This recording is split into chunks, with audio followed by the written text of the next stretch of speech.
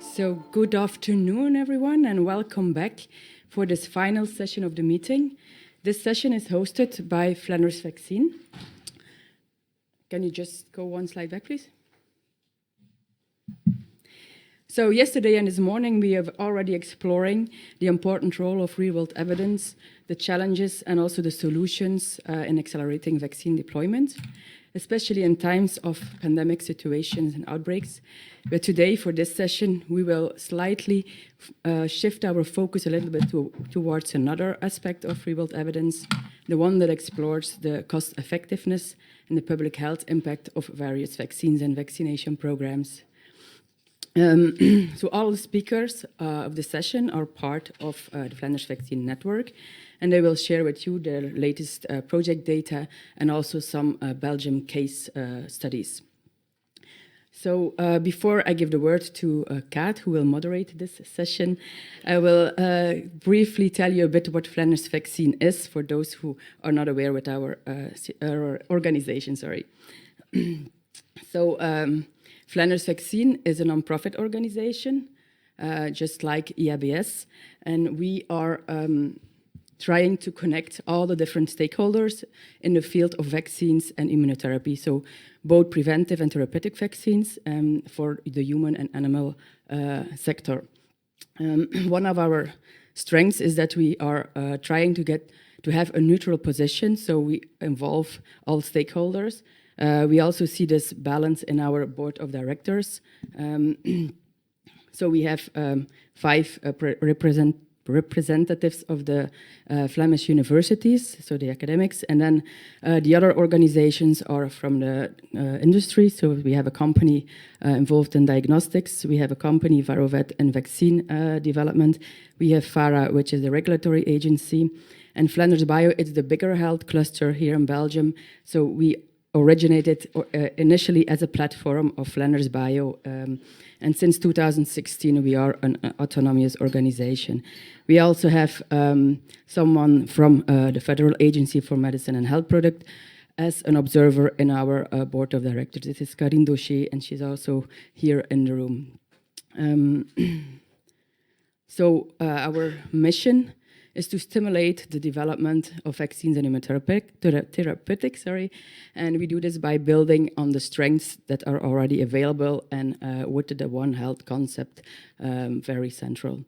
So collaboration and innovation are 2 words that we already, especially collaboration, that we already heard during this meeting a lot. So this is also one of our objectives, to stimulate pre-competitive collaborations. We also want to connect academic research with SMEs and industry, also the different sectors, veterinary and human health sector. We also try to enable a positive environment for clinical trials, and with the network, the Flanders Vaccine network that we have built, we try also to have it as a reputable ecosystem to show to the external world. So we are a member-based organization. So what we can offer for our members is that we try to find valuable partners for them. We are providing all kind of information. We enhance the visibility, and also, like IABS, we are organizing different activities to share knowledge around specific topics. So one of our next events, maybe it's less interesting for you because it's not around regulation or real-world evidence or data, but it's on innovations in vaccine manufacturing, supply, and delivery. And also for that meeting, we try to connect academics, vaccine manufacturers, and logistics experts to have discussions and to try to find solutions for the challenges that there are during the vaccine supply chain. This is in 3 weeks, in October 12th in Brussels. Yeah, that was my last slide. Now I pass the word to Kat, and she will introduce the first speaker of the session. Thank you.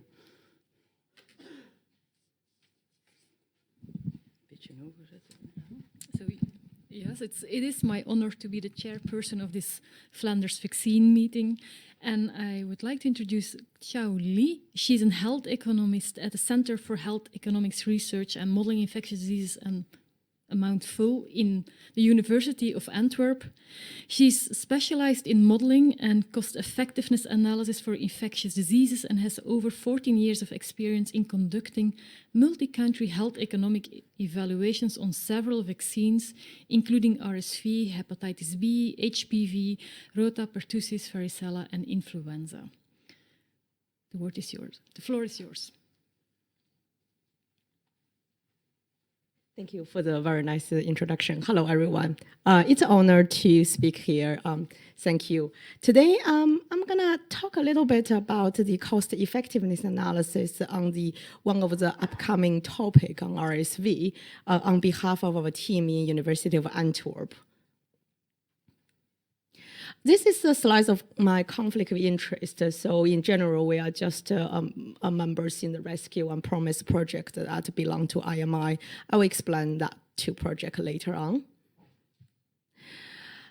Just to start, just want to show you this very nice dashboard like our colleague Sansano has put together. I found it really amazing to see all the latest data that's available in Belgium. You can clearly see RSV lead to a substantial disease burdens in Belgium, and you see there's a very clear seasonal patterns before COVID, and then the seasonality slightly changed during the pandemic, and it seems coming back to normal or not, we're not really sure. We will see about that this year. But do check out this beautiful dashboard that our colleague Sansano put together. Another thing we'd like to quickly mention is for RSV, there's quite a competitive landscape across all manufacturers. You see that there's multiple candidates that coming from phase 1 all the way to the market approval. And recently, both Sanofi AstraZeneca's monoclonal antibody nirsevimab has been approved in Europe and US, and it is likely to be used in this season in France and many other countries probably. And also recently, Pfizer received the FDA approval for their maternal vaccine. I think they received a positive opinion from CCHAMP in EMA. I just need to still check if they received the EMA approval or not. But if not, it's probably at any time. You probably also know that in June, JCVI has issued their advice on RSV programs, as well as in August, there is ACIP meeting that recommend the use of nirsevimab for young children and infants in the United States.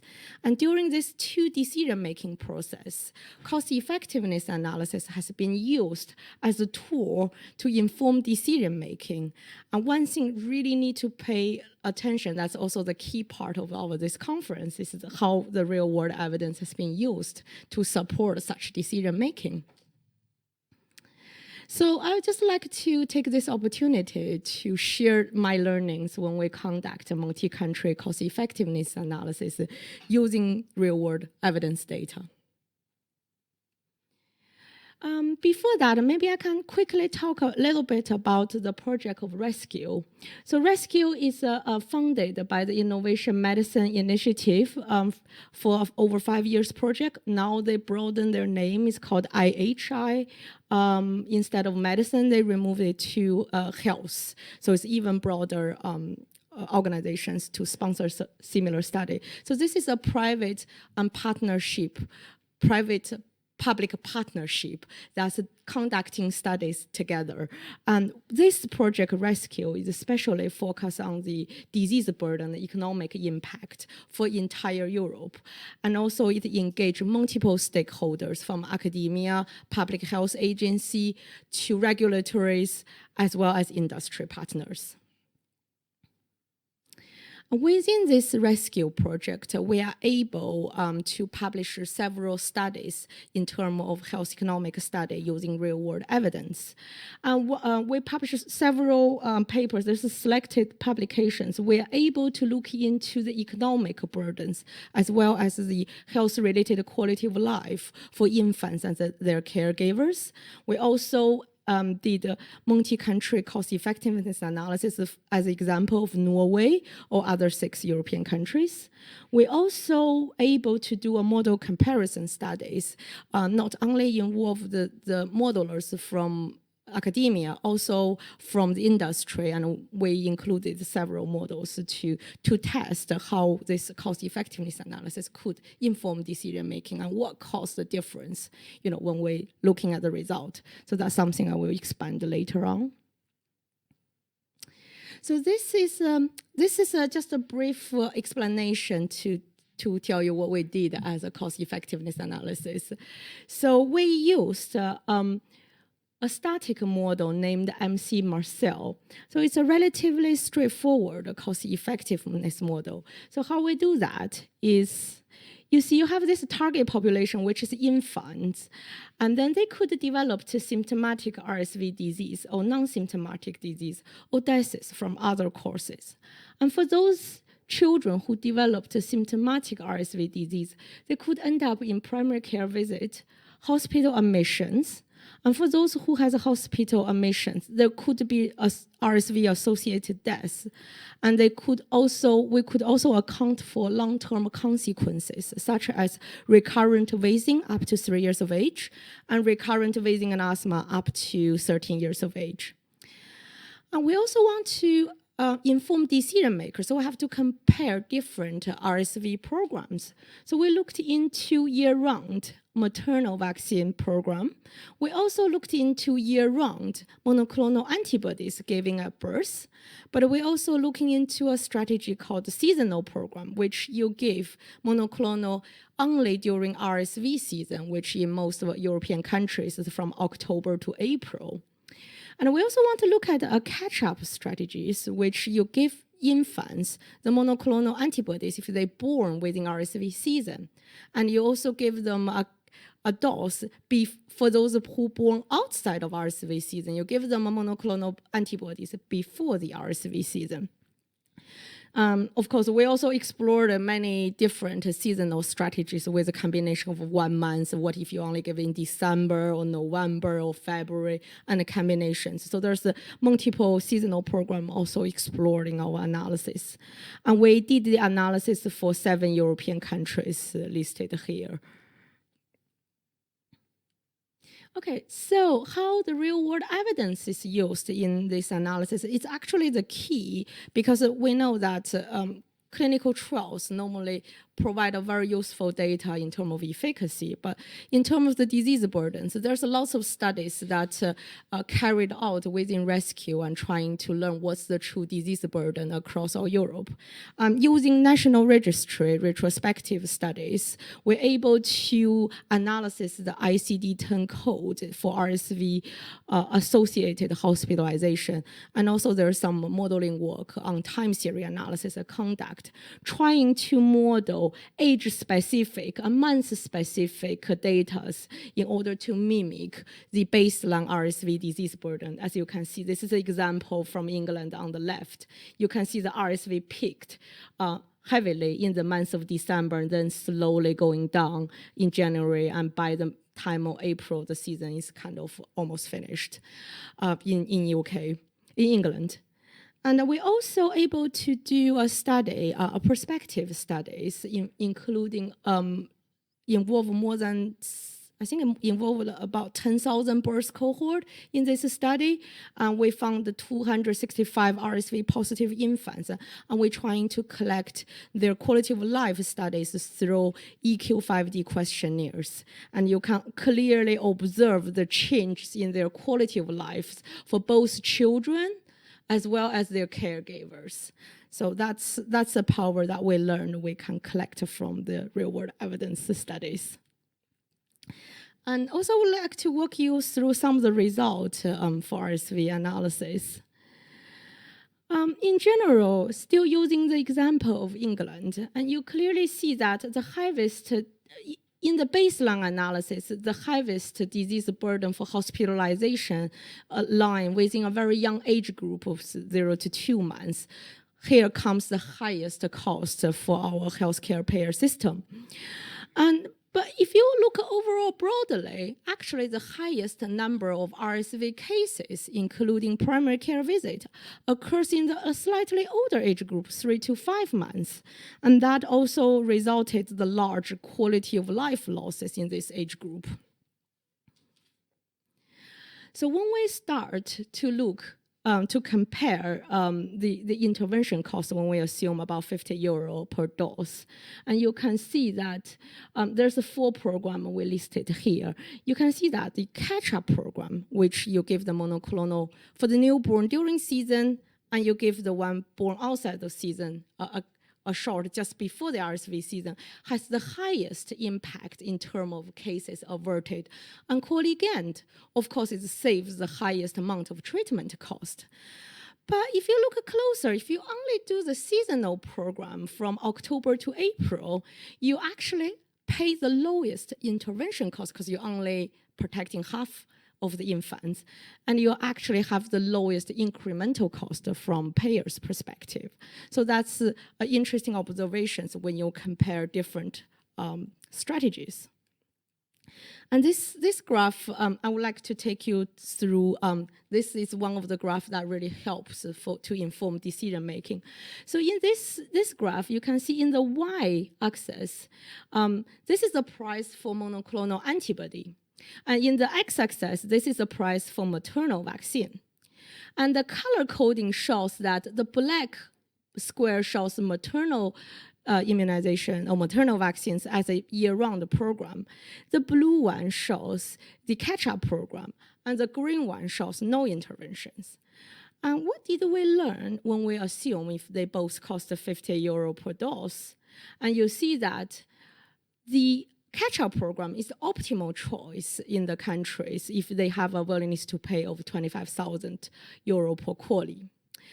But what if both interventions are too expensive? And if they, let's say, if they cost 75 euro per dose for both, actually no intervention is cost-effective given the high price. But if the MAP is priced relatively low, let's say 25 euro per dose, actually regardless what maternal vaccine price, MAP is the optimal choice for the country. But if MAP is too expensive, let's say when it's over 100 euro per dose, and the maternal vaccine is cheap, say it's 10, actually you see that the maternal vaccine is the optimal choice for the country. So this slide tells us that the price of the competitive interventions really matters when you make a decision making. And this is an example of other countries. I want to show Scotland and the Netherlands, because the Netherlands is our neighbor, and Scotland is a neighbor of England. So what you see is, for Scotland, it has a similar result as England, but the square is bigger. So that means it has more certain that catch-up program is the cost-effective strategy. But in the Netherlands, you see catch-up never shows up in this price range. Actually, the seasonal MAP is the optimal strategies when they both price at 50, and there's a relatively large uncertainty around it. So this analysis shows each country has a very different result when you conduct country-specific analysis using country-specific data. This is a little bit busy slide, I apologize for that. But I want to show here is what we learned is, as we mentioned in the previous slides, that the willingness to pay level is very important. You know, if the willingness to pay at 20,000 will be a different situation at 50,000 in some countries. And also the country-specific disease burdens also matters because as you can see, if you use ICD-10 coded hospitalizations, actually no program is cost-effective in the Netherlands at all. So, yeah, so this is overall findings, but there's lots of other influential factors that influence our result, but I will not go into details on that in conscious of time. So before we move to other topic, of course, this analysis has some limitations. And one thing is, in Europe, it's really difficult to fund an A&E visit. I don't know if you can teach me maybe how to fund such data in such settings, because A&E data is always difficult to procure. And we also don't use the seasonal program for maternal, just because of the implementations, because the maternal program for RSV need to be implemented before the RSV season, which is different with the maternal program as the influenza vaccine. So that's a kind of proposed challenge for the system. And also in this analysis, we did not take into account of non-medical attended cases. And another thing is we didn't take into account of herd immunity, which is a very important topic when we talk about infectious disease. Just before going to the conclusion, I want to mention quickly about, we have done a model comparison studies using the real world evidence that we collected from Norway. So we gave all the modelers, there are 5 modeling groups, as you can see here. We give all the modelers the same amount of data in terms of disease burden, efficacy, and duration of protection. And we put them into static model as well as the dynamic transmission model. And we want to see how the result will come to interpret the result if it's really because of the model difference. And so what we see is when we use the same real-world evidence that coming from Norway, you can see the 5 model has relatively similar patterns when we look into the disease burden. And you see in the peak time, the 5 models modeling quite well over here. But you see that the dynamic model seems to have a very sharp peak, and then they have a bit underestimations in the month of December and in the month of March, where static model, they just feed the data directly into the model, so they have a better match, but it's just because of the way each model, how they handled input data, even it's the same set of input data. And also we see that the funding shows that overall for 5 model across, the static model produced quite similar results, but I have a problem with the pointer. The dynamic models shows different findings. They take into account of herd immunity, and herd immunity sometimes also they take into account of the age shift that observed in the dynamic transmission model. So that's in overview of the exercise we did. So now just quickly going through my conclusion. So what we learn is when we choose, when we use the real world evidence, when we make such effort to sit together to inform decision making, and we need to choose between no program, seasonal program, and catch-up program, it's really depend on the country setting and the country specific disease burden data really matters. But it's also very important to down to the interventions price characteristic and also a country's willingness to pay. Not every country has a set willingness to pay value. And it's also very important to see which perspective you take, either you take it from payer's perspective or societal perspective. And of course, there's also a very important, other important key parameters, especially the RSV hospitalization and the quality adjusted life years that are associated with RSV disease. And just to close my presentation, and this is my disclaimer, and I would like to take the opportunity to thank the meeting organizer and my team members and my collaborators for this presentation. Thank you.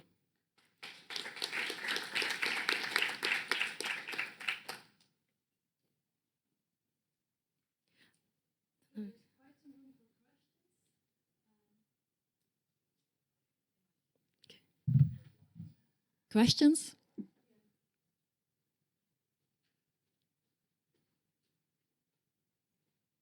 In the dynamic model, who was vaccinated? Because you wouldn't need a dynamic model for maternal vaccination, because I would have thought the onwards effects of transmission. Was this looking at pediatric vaccination? How does it work? What are the transmission pathways in that model? Okay, so there are two dynamic models when we did the model comparison. We did a static model, but the London School of Hygiene, Tropical Medicine from David Hodgson, he did a dynamic transmission model for RSV, and Sanofi also have a dynamic transmission model. So for the maternal vaccine, the mother received the vaccine, and of course there's the protections that modeled for their infants at birth. Actually, a very interesting findings is like because of maternal vaccines, the mother also in the London School of Hygiene model, the mother get protected, and there's kind of because the mother has more interactions with the society. So actually, it's a direct protection to the mother, and also there is some level of herd immunity that observed because of maternal vaccine, and you actually don't see that from monoclonal antibodies. So what we learn is when you use a maternal vaccine, actually the protection of the mother as well as the herd immunities actually drives up the value of maternal vaccine compared if you only use the static model. So that's an interesting finding. I'm surprised that maternal immunization would have, it's presumably transmission to other children in the family, and I mean, it's not a population transmission, it's local transmission. Yeah, okay, thanks.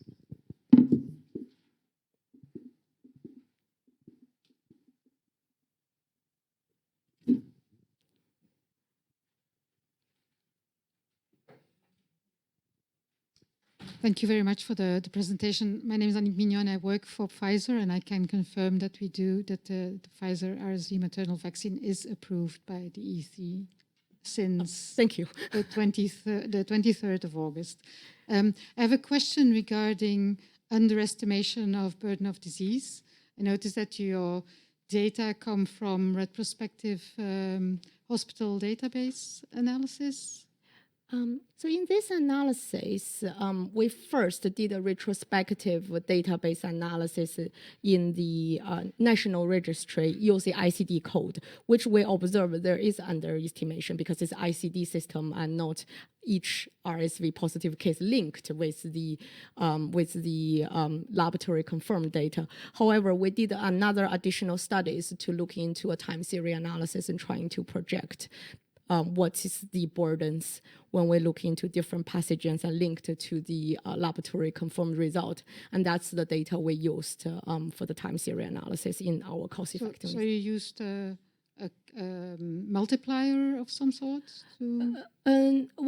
I'm not an expert in the time series analysis, but it's a statistical approach to using the laboratory data as well as the ICD-10 code to model what's the real attributable RSV associated hospitalization. So you can see it's almost twice as high as ICD-10 coded. Okay. And you used it twice as high? We used in this analysis, in the multi-country analysis, we used the time series analysis to project the disease burden in the infants. Thank you.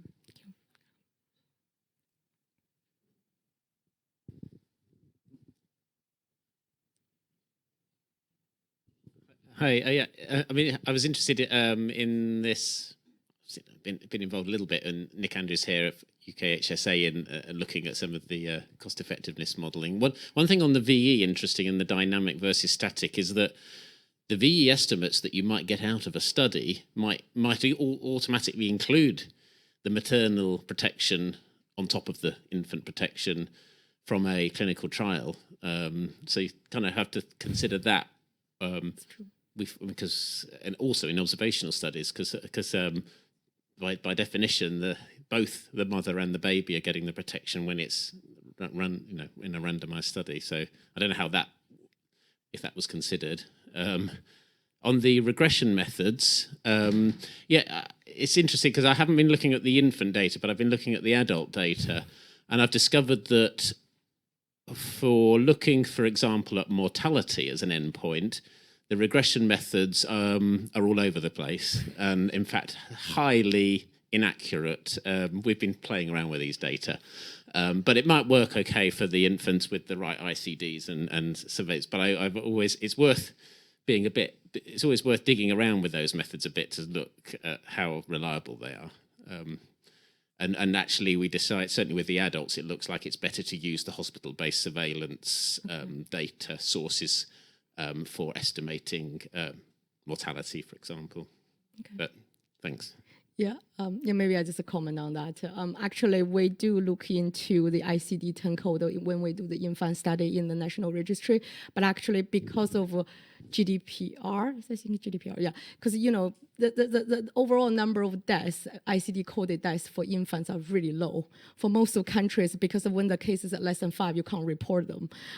So overall, we spend lots of effort to looking into the mortality for infants, and in the end, the data, like the rate is so low that we really couldn't calculate the number. That's why we use it as we're more conservative in this model approach. We didn't include the RSV associated mortality prevented by intervention in our analysis, but it's just because of that. Yeah. I also have a question. I mean, it's more a consideration, really, because you have country-specific recommendations. I mean, assume you would follow the health economic approach. Do you think that then justifies to have very different recommendations across the different countries? With respect to maybe willingness to follow a certain recommendation to get vaccinated in the different countries? Like, is there something to say to harmonize programs across countries despite what your health economic evaluations are telling you? And to which extent are these country differences real? I mean, like, very real. Yeah, I think that's a great question. I got that in another conference too. There is EU regulations. European Commission's announced the EU regulation. They want to do a joint HTA, but at this stage, it's mainly at the clinical, systematic review, clinical review of the products that they want to synthesize together, don't have to do it per country. But at the health economic, cost effective, the budget impact level, is still up to the country to do their own analysis and to have a joint willingness to pay level. Because UK is one of the few countries has a very hard willingness to pay level written down in the JCVI guidelines, but not every country has a so-called straight hardcore. We probably know a proxy this range to that range, but it's it's never a set threshold, and that has been the problem for past years. And I hope there will be initiative to bring all the work together, but I guess it's going to be quite difficult because each country is different, and the willingness to pay for their population health is different. Like in the Nordic countries, they take a different perspective into consideration than the NHS perspective in the UK. So I really hope there will be something for the whole Europe, but I think that's going to take time. Thank you. Okay, the next speaker is... Can you please wait a minute, because I have this.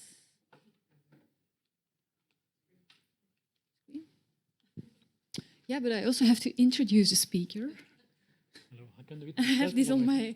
Huh? Do you want to introduce yourself? No, wait a minute. Normally I should know sufficiently myself. All right, I have it here.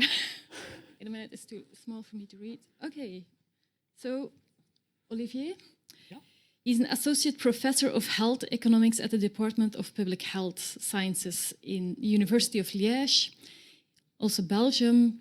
He is also an invited lecturer at the Department of Pharmacy and the Department of Biomedical Sciences, Faculty of Medicine in Namur, health economics, decision sciences, pharmacoepidemiology, holds a PhD in public health and research interest also in financial modeling. There you go. Thank you. Thank you very much. Good afternoon, ladies and gentlemen. Thank you for this opportunity to introduce you to this work I've been part to. So this has already been done. Just maybe insisting on the fact that this work has been funded by MSD, and the rest you already know, basically. So a few words of context. As you have probably seen on the first screen, the idea is to assess the public health impact and the return on investment of what we have called the Pediatric Immunization Program, PIP. So a few words of context, it's relatively well established that vaccines are representing technology with quite good value for money. So in economic terms are cost effective, sometimes even cost savings. However, vaccination programs remain highly vulnerable to budget cuts.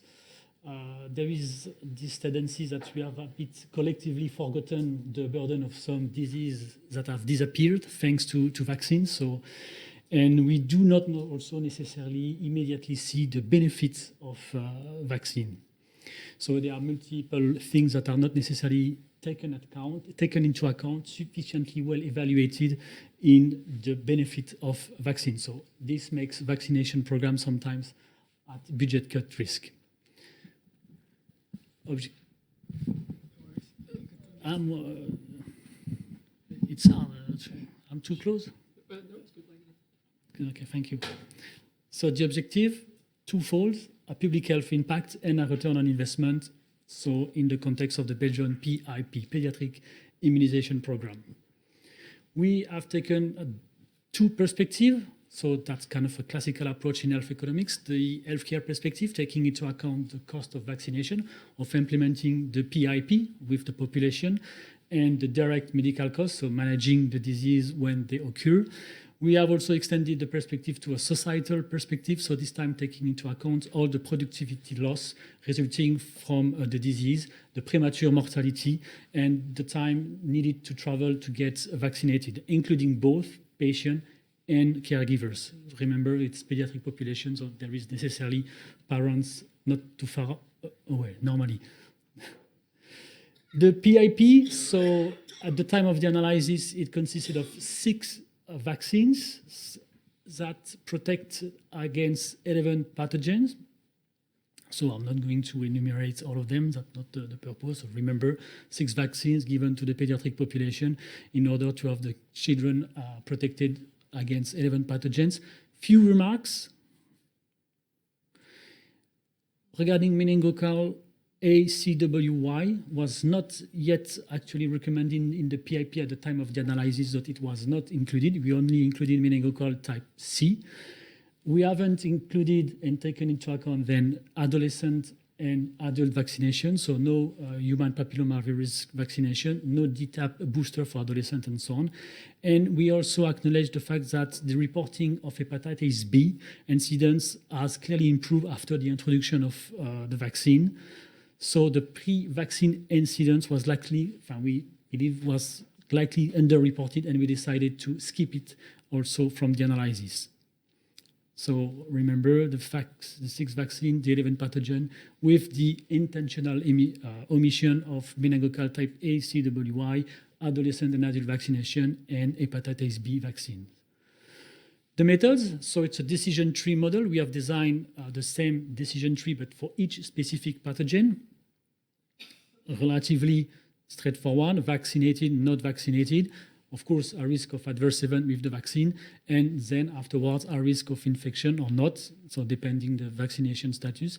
And cycle after cycle, so year by year, the process will start here, natural death or progression to next year with infection by the disease or not, and so on. In terms of target population, we have targeted the 2018 Belgian birth cohort, so that consisted of a little bit less than 180,000 children over the year 2018 that we have modeled and projected and followed over the lifetime, so until they reach the age of 100 years, taking into account the whole course of the natural mortality and applying current vaccination coverage.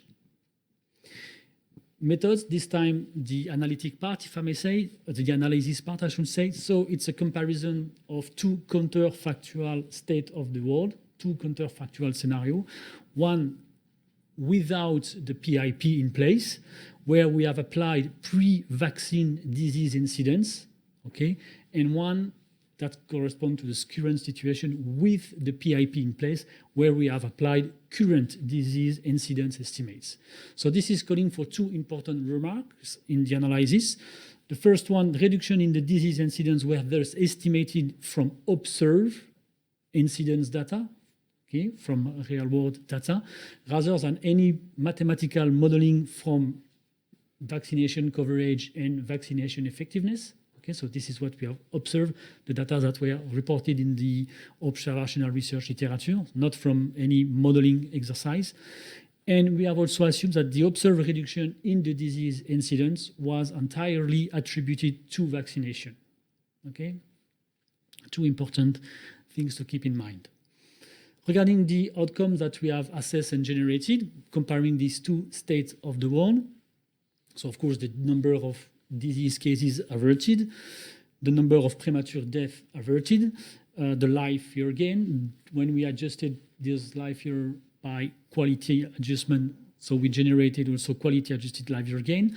Of course, there is also cost consideration. So remember, it's a return on investment analysis. So regarding the cost of vaccination, regarding also the cost directly related to the management of the disease when the disease occurred. We have also generated a financial matrix called the BCR, the benefit cost ratio. So basically, the simple formula is over there, is the sum of all the benefit over year after year, T represents the year, divided by the sum of all the cost year after year in the model. Few words about the input. As you can imagine, they were relatively numerous, so the listing of input is quite extensive. So we have multiple diseases, up to 11 diseases to take into account. So just to give you a brief overview, of course, there is offsetting of the analysis regarding discounting, the description of the population, so the size of the birth cohort, the all-cause mortality. Regarding vaccination, so the coverage, vaccine cost, administration, acquisition, any side, all the risk of adverse event and so on. For each disease, of course, we needed epidemiologic data, notably regarding the incidence pre-vaccine era and post-vaccine era. We also needed some case severity distribution, risk of mortality, and so on. And we had all those cost indicators that we also needed to attach to the disease. Of course, we also generated quality of life result through QALYs. So we needed a utility estimate depending the state of the patient, of the individual. So just to give you some more specific information on the input, that are the 6 vaccines with the vaccination schedule, the coverage rates, and the acquisition cost. We had to make, of course, some assumption. Coverage rates are in Belgium available for Wallonia, from Brussels region, and from Flanders. So we had to make some weighted average and so on to get an overall Belgian coverage rate. The same, we had also to make some assumption regarding the cost, according to multiple brands and so on and so on. So, and this is what we ended up with. The schedule is from the year 2018.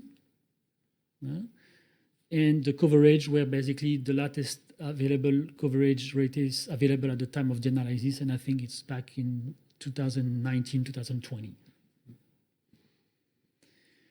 Relatively large tables that compare the disease incidence pre-vaccine and post-vaccine era according to the age group. So below 1 year of age up to above 65 years of age. So there is not the full listing of pathogen, but just to give you an example. So for each pathogen, we define a pre-vaccine incidence, age group, voila. Extremely sensitive. Am I responsible for that? Oh, thank you. You already see the... Yes, this is the one I was talking about. Yeah. So I was saying the comparison of the disease incidence pre-vaccine era and during the current vaccine era. And this basically were a key input in the analysis for each pathogen we did consider. We also had, of course, an assessment of the impact of each disease, should the disease occur. So regarding the percentage with severe cases, for instance, the percentage resulting in death, and the cost in case of hospitalization, and the cost, for instance, in case of outpatient. So if we take diphtheria, for instance, it was necessarily all the time assumed that it leads to hospitalization, with 10% of people infected being dying, with the cost at the hospital, and no, was not applicable for there is no not applicable cost for an outpatient management, for instance. So again, for all pathogens that we did include in the analysis that correspond to the Belgian PIP. Let's move on to the results, having a look first at the health outcomes. So I'm just going to show you the incremental results. So basically the difference between the two scenarios with the implementation of the PIP versus a world without vaccine available. And that apply to a single birth cohort, the 2018 birth cohort. So we have the detail disease by disease, and in total, the PIP will avoid 324 cases of disease, resulting in an avoidance of 214 deaths and a life year gain of 7,000 and a little bit close to 8,000 quality gain thanks to the implementation of the PIP. If you know, that's a summary of the public health impact, just what I've said. Regarding the cost, so it is expressed in millions of euros. If we take the healthcare perspective, the PIP will cost 91 million, but will avoid a cost of 126 million, so resulting in a saving of 35 million. And if we apply the BCR, so the benefit cost ratio, we have a BCR of 1.4. Taking into account this time the societal repercussion of the disease, so the PIP will cost this time 122 million to avoid a cost of 390 million, so resulting in a net societal cost saving of 268 million with a BCR of 3.2. Of course, this type of exercise needs to be stress tested, if I may say, at least to be subject to sensitivity analysis. So we have done also a series of scenario analysis. I'm not going through all of them, but just to give you a sense that, so we vary, majoritarily we vary the incidence of the disease, sometimes also the cost of vaccine and so on. And we basically, across all the scenario tested, as you see from the base case regarding the BCR, 1.4 with the healthcare perspective and 3.2 with the societal perspective, and up to 8,000 quality gain, we remain relatively stable, not too far away, if I may say, from the base case estimates. Some limitation, of course, this type of exercise suffer from a series of limitation. Underreporting of disease were not applied in both vaccine, post and pre-vaccine era. We have also to keep in mind that the price publicly available are not necessarily the real price that are being paid by the payers, or by the society.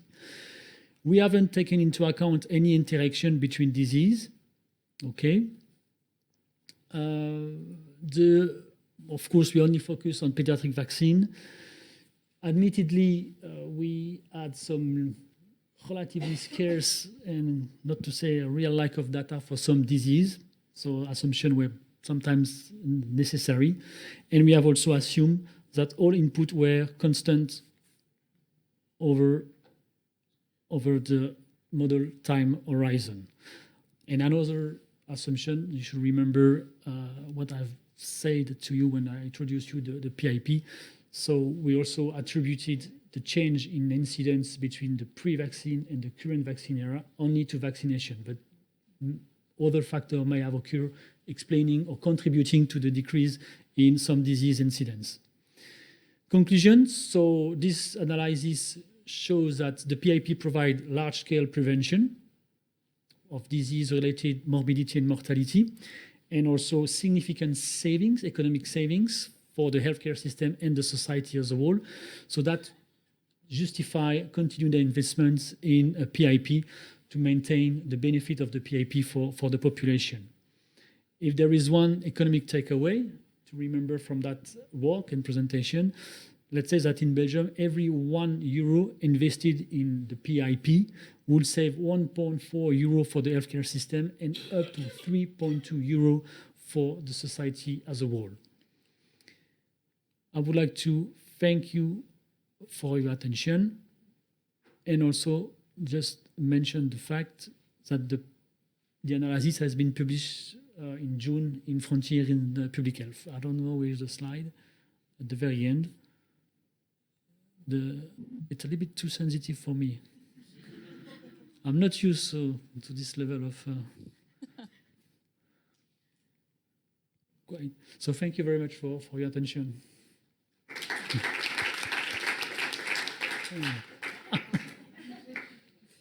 Any questions for Olivier? Thank you. Germaine.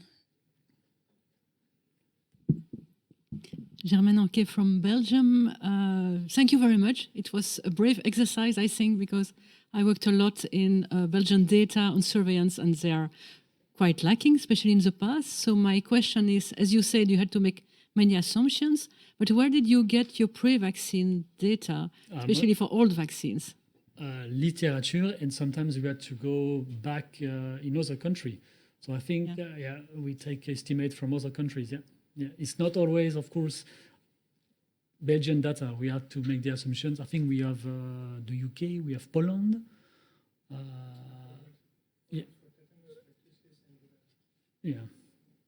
Okay, thank you. Just a second question. Also, the price of the vaccine, usually you have called for tenders by communities, and they do not tend to tell you the price, but I wonder how you made that. Sorry? So the price of the vaccine that someone was also saying something. The price, again, assumption, so public price available, so that's clearly a limitation that we do not have access to the real unit price, the unit cost of the purchase. I mean, clearly, yeah.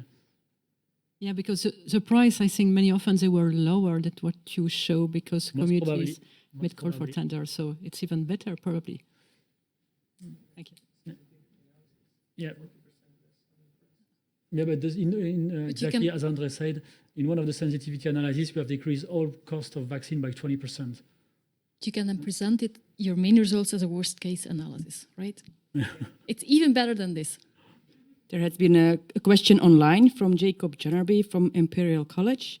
He's asking, has there been any attempts to estimate the quality loss of other patients who may experience longer waiting times due to the healthcare burden of infectious diseases? No, this hasn't been done, no. A good point, but no.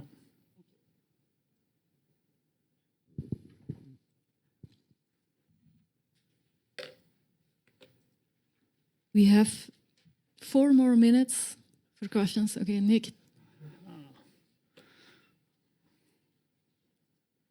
Not sure if I was concentrating on the PCV part of it and the replacement, and did you take all IPD, for example, as your endpoint or vaccine type? Because obviously replacement disease sort of negates some of the benefit. So I was just wondering with the pneumococcal vaccines, what did you actually take as your endpoint? For what? I'm not sure I have... The pneumococcal, the PCV vaccines and the endpoint used, the disease endpoint, what did you use? IPD, pneumonia? I think it's... otitis? Yeah. Everything? And did you incorporate replacement into that? Or you don't need to because you're looking at endpoints that aren't serotype specific? Okay, that's fine.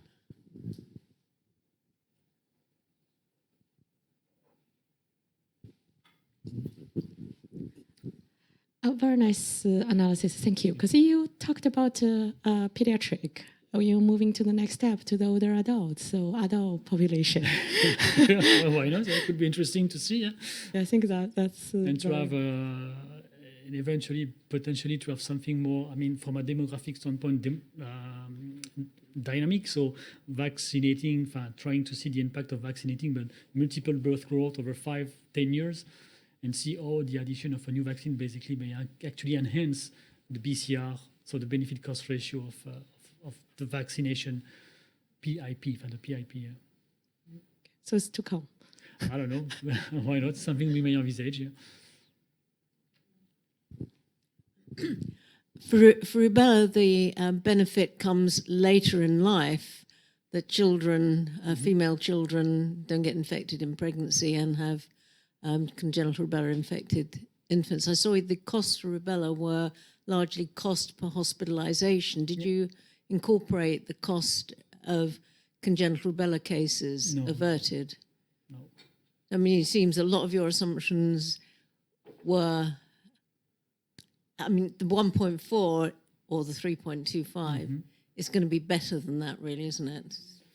You know, for the things that you haven't maybe included. potentially, they did, yeah, absolutely. Yeah, and how do I mean, other people have done this sort of approach. How do your values compare with other estimates? Regarding the valuation of such a pediatric immunization program, I think there is one in the US.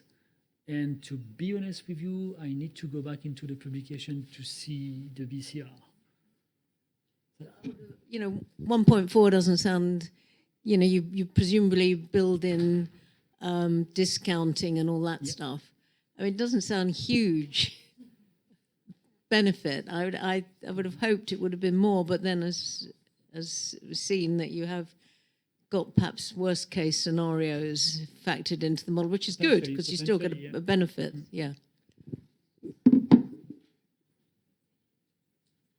Okay, thank you. Thank you. Thank you very much.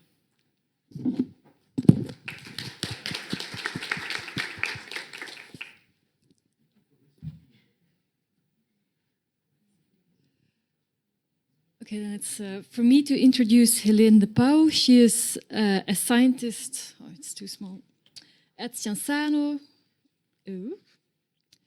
Initially graduated with a Bachelor of Science in Nursing and then Public Health, and going to Cienzano in 2017, and also working with the Belgian Cancer Research Center.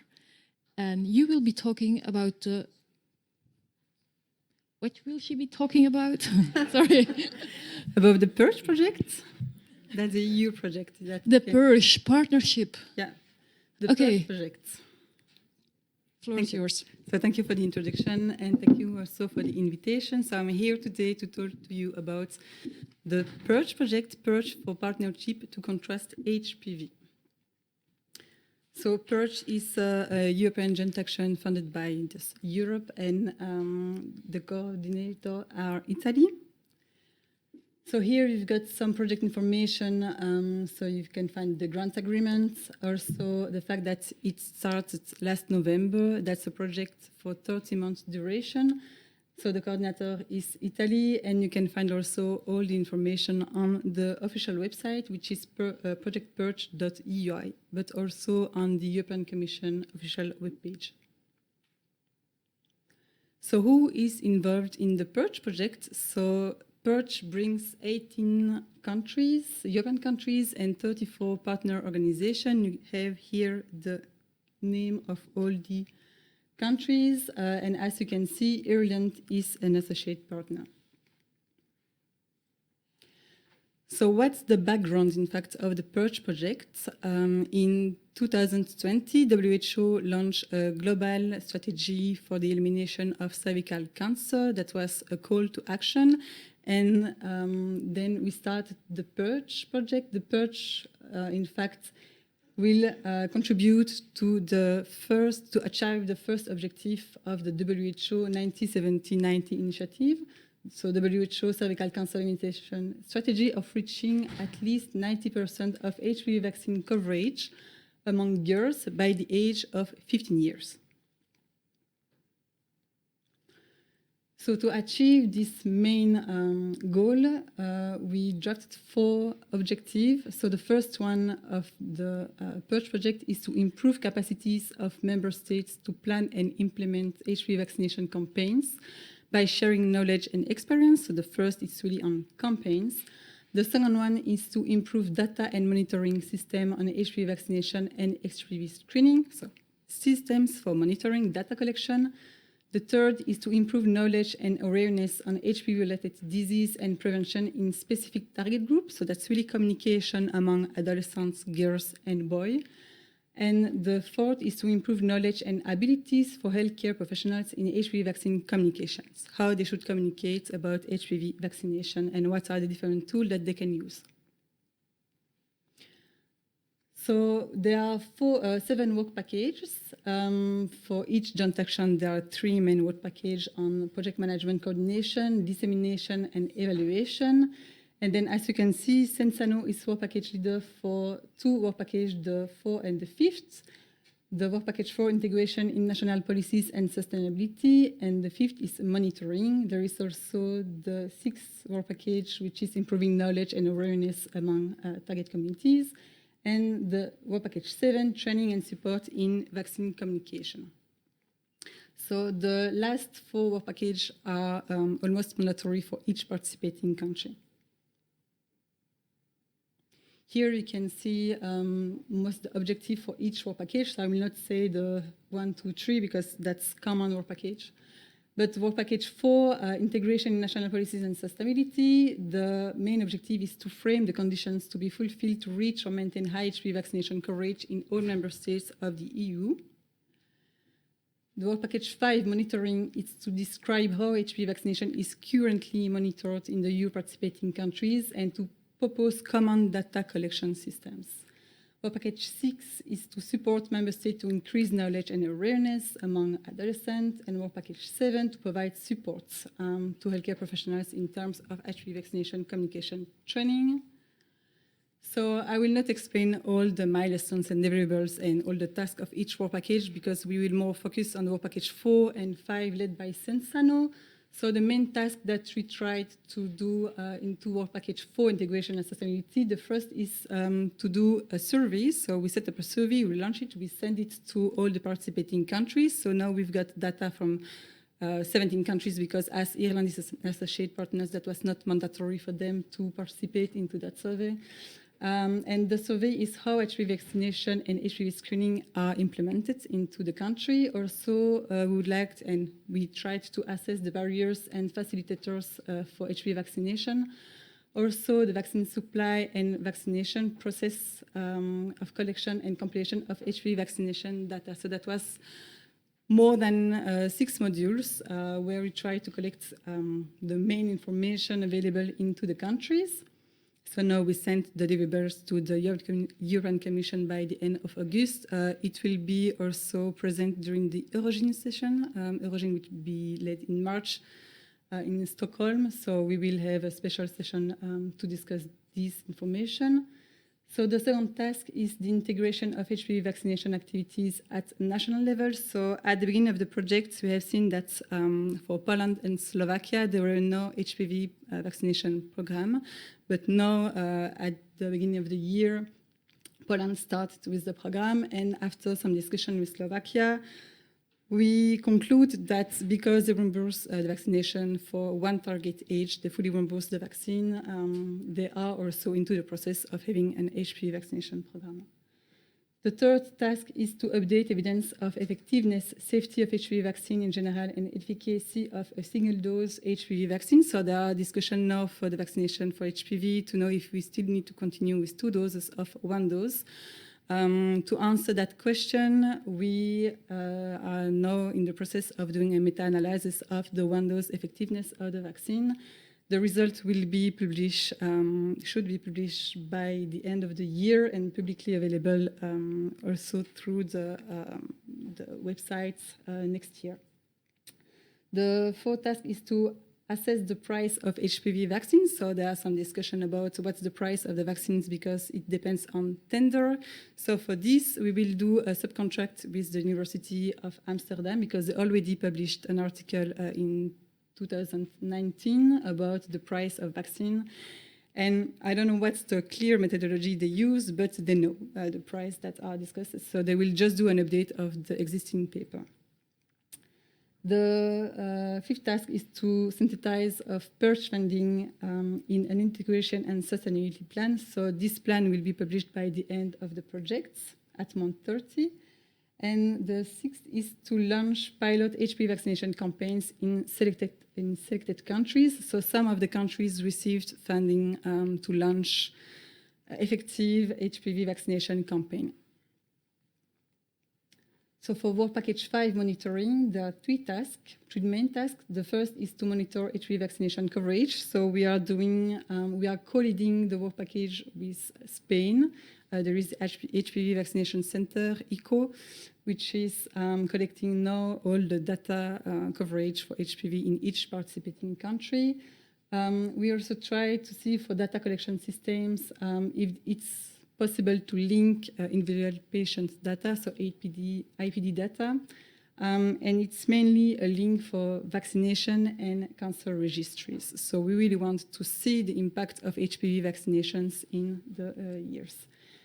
So for that, we need to investigate the procedure of linking database to estimate the impact of HPV vaccination, and that's also investigating all the legal barriers and issue and what the legal text that we can use to link such kind of data, also for the security of information and GDPR and so on. And then the third task is to investigate the impact of COVID-19, because during the COVID-19 pandemic, some countries did not vaccinate on time the children. So they organized some catch-up vaccination, but many of the countries now, they published some results on it. So we would like to do a systematic review to collect all the information, what were the barriers, what was the process to avoid such kind of issue in the future. So what are the tasks already achieved by Sensano? So as I said, for package 4, no, I did not explain it yet, but so we established a governmental advisory board. So we have a representative at the ministry level for all the 18 countries participating, and also a supplement in case of they cannot attend the meeting. So we will now do a general assembly in December, and they are invited to participate for face-to-face meeting or also online. We also set up a list of countries that should integrate HPV vaccination. That's already done. And that's also the report on update evidence on HPV vaccine safety and efficacy, including one-dose vaccination. And also the status reports on implementation of HPV vaccination services. And for package 5 monitoring, we drafted now the comprehensive table to collect HPV vaccination data, and it will be completed in about 2 months. So what's the link for PERCH project and Belgium? So all the Belgians here are, I think, well aware of the vaccination process for HPV in Belgium. So there are 3 parallel systems for vaccination. There is an organized vaccination system and an opportunistic vaccination. And include an organized, it depends on the region. So there is a system for vaccination organized school-based at school for Flanders, but also for the Walloon parts. And for the opportunistic, this is a reimbursement done by the INAMI, receive, also depending on a certain target age.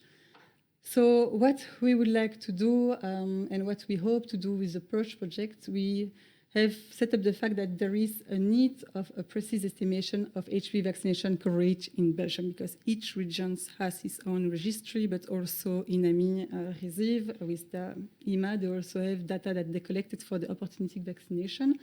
So it means recording correctly any HPV vaccine administered via the organized or opportunistic vaccination on existing platforms, because such regions, they have a platform to record data on EVAX or vaccinates. Also recording opportunistic reimbursement vaccination not recorded into these 2 vaccine registries. And we also would like to compile the 3 vaccination database in 1 registry. So if you've got 1 registry, we can also link all this data with different platforms between different existing registries. For example, the cancer registry, but also some mortality data and so on. So we also would like to see if there is an early impact of HPV vaccination on HPV prevalence, but also occurrence of cervical lesions. So as I said, by linkage, vaccination and screening, and also impact of HPV vaccination on cervical cancer and other HPV-related cancers. So the new European projects can be pivotal to set up the necessary joint registration system. So we would like to push into the decision makers to do such kind of link, to create such kind of registry, to provide funding to do this task. So as I said, we hope to convince stakeholders and decision makers to facilitate these operations, because Belgium is complicated. We've got communities, regions, federal. It means also that we need to have specific legislations to go into that process. So by doing this, Belgium and communities will be able to set up studies similar to what Swedish colleague did before. So Sweden is really an example for HPV vaccination and cervical cancer screening because they can link all the existing registries.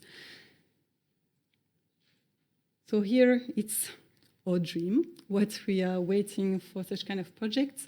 As you can see, that's the existing registry, HPV vaccination registry, cancer, cervical cancer screening, morbidity data, obstetrical data, and mortality data. So here we can see the screening safety, the vaccination safety also, and the case fatality survival. So that's the link to see early HPV vaccination effect, also the optimization of screening strategies between vaccination and screening, between cancer and cervical screening, the effectiveness of screening on the occurrence of invasive cervical cancer, but also the reduction in the burden of cervical cancer and other HPV-related cancer.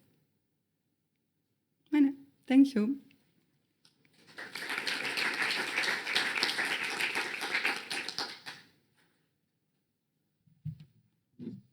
Questions? No? Yeah, I do have a question. I know that this is Mark Erben's dream, right? To have this linkage already for 20 years. So how realistic do you think? I mean, what is different now? I mean, do you think you will manage? So now after the COVID, there are some change into the registry because they were Vaccinate Plus. So now we are really under discussion to see if it's possible, even if each country has its own registry, to try to have a link between them, to have common data and share data with the cancer registry, and also for Cienzano to have an access to such kind of data to analyze them in the future. So the situation is changing because now we allocated more funding also for registry collection of data with the COVID, but that's not only for HPV vaccination. We also need to have an idea of all the vaccination in Belgium to cross the registries and really to have an input of the impacts of vaccination. So not only for HPV vaccination. Yeah. That was actually my second question, whether you also would have ambition to go beyond the HPV vaccines for linkage for other here vaccines. The approach is just on HPV vaccination. But and the process Cienzano? is done, and if you go on the discussion, but Cienzano is not the... Cienzano is a scientific public health institute, so we are doing analysis. So we are, I think, not at the political level the one who should say, yeah, look, we have to now have... I'm not sure, because as a public health body, you need to assess the impact of your vaccination programs and how can you, if you cannot achieve the linkage. But we'll hear more about that in the next talk. Okay. Anyway, so sorry for my critical questions. I have been at Cienzano too. Anyways, I think, I don't know, the time, my battery is low. We have 3 more minutes for questions. Other questions from anyone? If not, Liz, yeah. It's just a very trivial point. There's no kind of... PERCH is an acronym for a very well-known WHO pneumonia evaluation in children. So I thought I was going to get a lecture on pneumonia. Is there any kind of, what's the word? It's, with websites, you can claim it, because it seems that every study has to have an acronym. And sometimes they're a little bit contorted. I thought yours was a bit contorted to end up with PERCH. I'm not the one who decided about the acronym, I have to say. But there's no kind of ownership of acronyms in this field. So I've got no idea about it. So we should ask to the European Commission. With your WHO program, you then have to protect your name. And if you have done that, others cannot run away with this. But if you didn't, then everyone is free to use your... It's not your... Oh, okay. But anyway, yeah. But yeah, there are these websites where you indeed can... And I think you also have to pay for this a bit. That you protect the name, the use of your name. But anyways. Anything else? If not, we are off to coffee break, and then we will come back for our last session at 3:45.